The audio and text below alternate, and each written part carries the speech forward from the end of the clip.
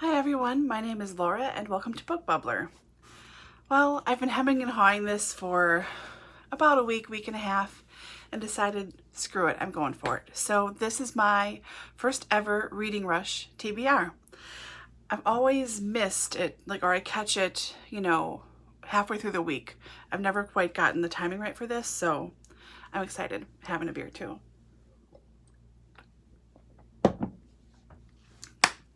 All right, let's get started. Okay, Reading Rush is run by Ariel and is it Rachel? I only remember Ariel's name, I apologize. I will get their names correct and have a link to the website in the description below. You can earn little badges and things with Reading Rush if you complete each prompt. It runs from July 20th to 26th this year, and I'm just excited. I love watching everyone's TBRs for it, so this should be fun. I have low hopes that I will actually finish all 7 of these since I am a joiner, not really a completer, but still I wanted to try and attempt joining in the fun as it was. So here we go. The first prompt is to read a book with a cover that matches the color of your birthstone. My birthday is in May, so my birthstone is an emerald. And I'm going to be reading Make Something Good Today by Erin and Ben Napier. I love their show, Hometown, on HGTV, or is it DIY? I think it's HG. I love the kind of work that they do, Ben's woodworking, how they handle projects, how Erin decorates, and it's really unique to each person. It's not like the Property Brothers where everything is white and black and gray, and it could be literally any other house that they do. It's really personalized colors and textures, and it's so thoughtful, and I love these two. So I'm going to hopefully read about how they became a couple and their lives and how they work and all that stuff. So excited about this. The second one is to read a book that starts with the word the. Currently, I am working on a slow-ish read-through of the series of Unfortunate Events by Lemay Snicket, and I don't know where I will be at the time, so I'm going to hold this up as a placeholder. This is the penultimate peril, the second to last book. I currently am on book 2 right now. I could read a whole bunch of them and be on book 5 by the time the 20th rolls around. I don't know. So I'll be reading one of the books in the series of Unfortunate Events, since they all start with the. Okay, the third prompt is to read a book that inspired a movie you've already seen. And at first I thought this was ridiculous because I don't intentionally do that. And I looked at my bookshelves and I thought, oh, no, there's one, and there's one. Oh, and there's another one. So I also have a lot of TV shows that I have since purchased books for, like Grantchester and Lark Rise to Candleford and such. But I went with a childhood classic that I cannot believe I have not already read, since the movie was a mainstay of my childhood. If you were a kid in the 80s, you knew the movie The Secret of NIMH. So I'm going to read the book Mrs. Frisby and the Rats of NIMH by Robert C. O'Brien. It's long overdue, high time, and it will give me the perfect excuse to watch one of my favorite childhood movies again once I finish reading this book. So very excited about that. The fourth prompt, read the first book you touch. Okay, I don't have a book picked for that yet. What I'm going to do is go through my collection of classic novellas. I forget the press name, but I will insert a picture here. I own most of the collection. I think I have over 100 titles, I believe, of these classic novellas. So what I'm going to do when it comes time, I'm going to close my eyes. They're all on my dining room table, all in a row, alphabetized by author. I'm going to just close my eyes, run my hand back and forth really fast, and just pick one. And that'll be the one that I read. So I don't know when it's going to be from or what, but it'll at least be short. So yeah. Okay, number 5 is to read a book completely outside of your house. Now, of course, here in the States, we have social distancing. My state made the, in my opinion, really dumb decision to open up 2 weeks early, and it just made everything more complicated regarding when you should and shouldn't go out and things, because each city and town and village have their own individual rules. So as you're driving around, you had to be aware of who was under what, and no one did, and it was crazy. Anyways, so I can read outside in my backyard on my patio. I can go to my neighbor's house. I can go to my mom's house and read outside. So I picked a book that is going to be a little chunky looking, but it'll read really quickly. This is very obviously a used book too. This is Down by the River by Robin Carr. You cannot tell at all. I will open the title page.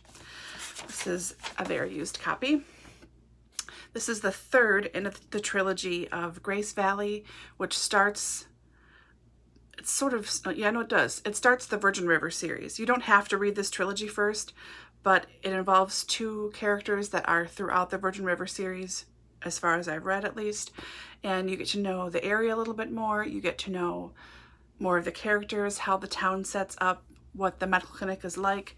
So this June Hudson is the town's doctor, newer to town, and she's found love a little bit with an ex-Marine, and she's trying to help everyone in town who really hasn't had a competent doctor in quite a while. This is set in the town of Grace Valley, which is just a little ways away from the town of Virgin River. Not sure how close, how far, but maybe half an hour driving, not sure. So it's the last one in the Grace Valley series.